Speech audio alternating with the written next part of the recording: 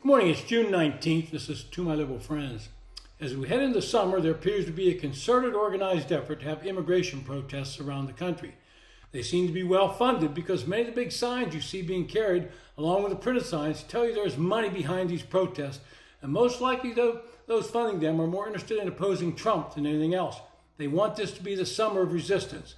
If you go back to November, you know that Trump made illegal immigration one of his major campaign themes. It resonated with the public and helped to carry him to victory.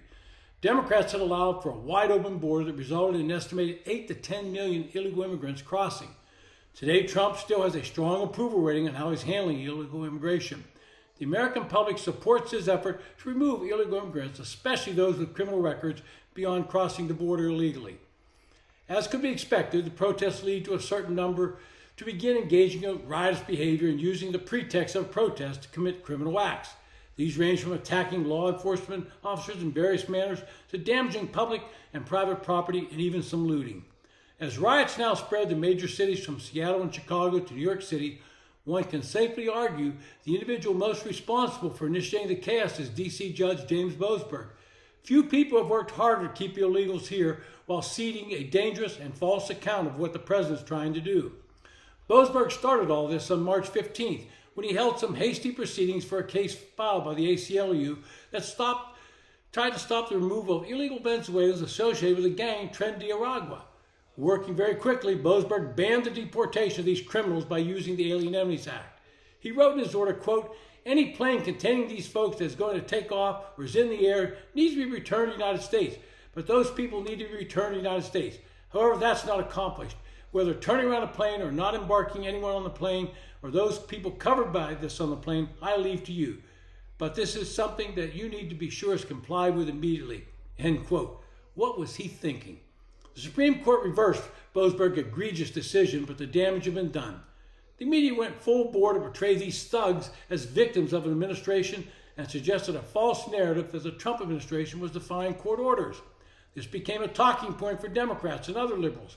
4 judges, none of whom appear to possess any expertise in foreign policy or national security, brazenly determined the president was wrong to conclude the recent influx of more than 600 illegals from Venezuela, an enemy regime, constituted invasion or predatory incursion. This past weekend, some 2,000 No Kings protests arose in American cities expressing opposition to President Trump's deportation efforts. We saw signs saying, quote, "Due process for everyone," and quote, "Immigrants make America great again." And along the way, several of these protests turned violent, with law enforcement officers being attacked and a lot of protesters being arrested. Now, if you listen to Democratic politicians, you would believe this was just spontaneous and that people were taken to the streets.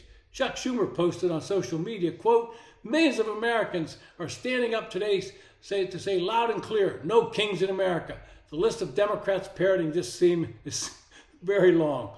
Of course, Democrats ignore that billionaires on the left are encouraging and funding these protests. Who do you think is paying for all those signs and banners? Indivisible, a self-proclaimed progressive grassroots organization, has been working on this for months and has received millions of dollars in donations from the left. Data shows the ACLU, the Action Network Fund, the American Federation of Teachers, Black Voters Matter, and the AFL-CIO or other groups are heavily involved. They've received millions of dollars in grants from the federal government. The AFL-CIO got $59 million in 2022 and another $69 million in 2023, which is the latest year of such data, all from the Biden administration. While protesters oppose Trump's deportations, they conveniently forget that President Bill Clinton deported over 12 million illegals and that President Barack Obama, the aptly named deporter-in-chief, deported over 5 million, with 3 million formally removed, the majority of whom were summarily deported without any due process, something leftists only obsess over when Republicans are in power. In fact, Trump has deported fewer people than Obama did, yet protesters would have us believe Trump is, quote, literally Hitler. Ironic, considering these same people fanatically supported Democrats' COVID policies, which saw people detained, fined, and arrested for refusing to comply with draconian health mandates. Economic migrants or others with meritless asylum claims were discouraged by the prospect of having to wait in Mexico for years, and many abandoned their claims in order to return home. The Remain in Mexico policy sent a clear message that the asylum loophole was closed, and these migrants should not bother paying the cartels to be smuggled or trafficked to the southern border. The Biden administration's refusal to continue these policies and decision to revert to the mass release of illegal aliens apprehended at the southern border reopened the credible fear loophole. Predictably, this decision has spurred the historic humanitarian crisis over the past 2 years and generated billions of dollars for the cartels in human smuggling. And when I say credible fear, that's all they have to say. We have a credible fear of persecution. Securing the border and ending human trafficking requires reforming the asylum system. Through the executive branch authority, the Biden administration could have made inroads by reinstating the Remain in Mexico policy and reissuing Trump's administration's asylum regulations that tightened the standards. Congress also needs to pass legislation that raises the credible fear screening standard and create new authority for the DHS Secretary to expel illegal aliens apprehended at the southern border immediately. What I would say to you is that these protesters seem energized because the Trump administration is deporting people. But as I pointed out, they were nowhere to be found when Democrats were deporting as well. They ignore that Biden deported far more immigrants than Trump did in his first term and still exceed what Trump has done this year. So ask yourself, where were those protesters then and where were those billionaires who are funding the current protests?